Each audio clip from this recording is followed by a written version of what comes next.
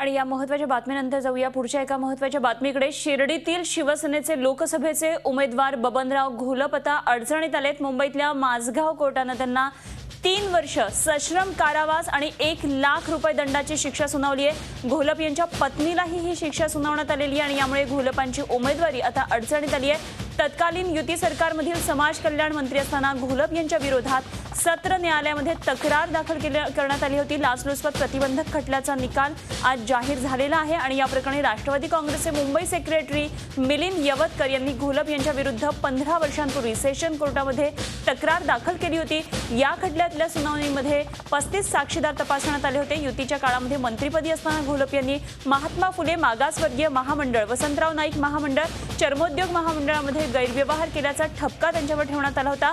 घोलप आणि त्यांची पत्नी शशिकला घोलप यांच्या नावावर बेहिशेबी मालमत्ता असल्याचा यवतकर यांचा आरोप आहे।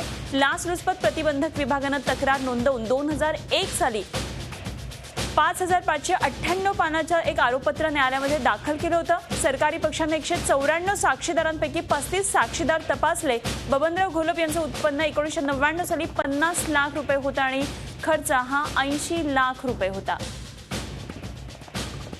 आणि यावर आणखी सविस्तर माहिती देण्यासाठी सध्या आपल्याबरोबर आमचे प्रतिनिधी आहेत अजित मांढरे। आपण आणखी माहिती घेऊया। अजित, सांगाल की घोलपांची आता उमेदवारी जातीय की काय अशी शंका आहे, काय नेमकं कोर्टाने सुनावलंय, काय झालेलं आहे?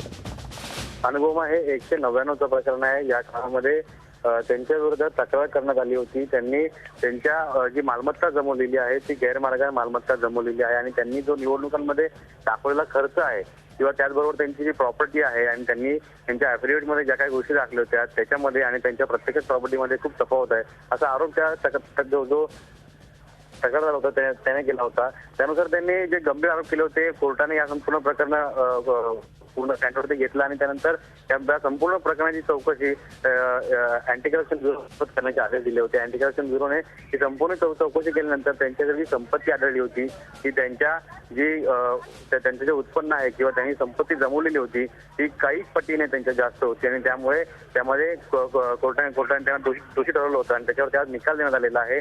त्यांची पत्नी शशिकला घोलप आणि बबनराव घोलप या दोघांनाही 3 वर्षाची सक्त मजुरी आणि 1 लाख रुपयांचे दंड कोर्टाने शिक्षा सुनावलेली आहे। अनुपमा, ठीक आहे अजित, धन्यवाद दिलेल्या माहितीबद्दल। अजित मांढरे आमचे प्रतिनिधी आपल्याबरोबर होते। मात्र शिवसेनेला आता पुन्हा एकदा शिर्डीमध्ये आणखी आता उमेदवार शोधावा लागणार आहे। यापूर्वी वाकचौरे सोडून गेले आणि त्यानंतर आता बबनराव घोलपांना उमेदवारी दिली होती। मात्र लोकसभेची शिवसेनेची त्यांची उमेदवारी आता जाण्याची शक्यता आहे कारण त्यांना कोर्टाने शिक्षा सुनावलेली आहे। ज्ञात स्रोतांपेक्षा जास्त संपत्ती त्यांनी जमवलेली आहे। 1999 साली 50 लाख इतकं त्यांचं उत्पन्न होतं आणि खर्च मात्र 80 लाख इतका होता। त्यामुळे आता बबनराव घोलपांची उमेदवारी अडचणीत आलेली आहे। सश्रम कारावास 3 वर्षांचा त्यांना अशी शिक्षा सुनावण्यात आली आहे। त्याचबरोबर त्यांच्या पत्नी शशिकला घोलप यांना सुद्धा शिक्षा सुनावण्यात आली आहे। कोर्टाने ही शिक्षा सुनावलेली आहे।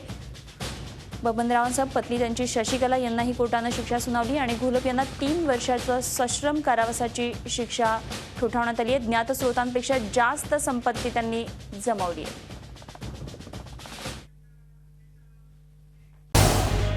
झी 24 तास रहा एक पाऊल पुढे।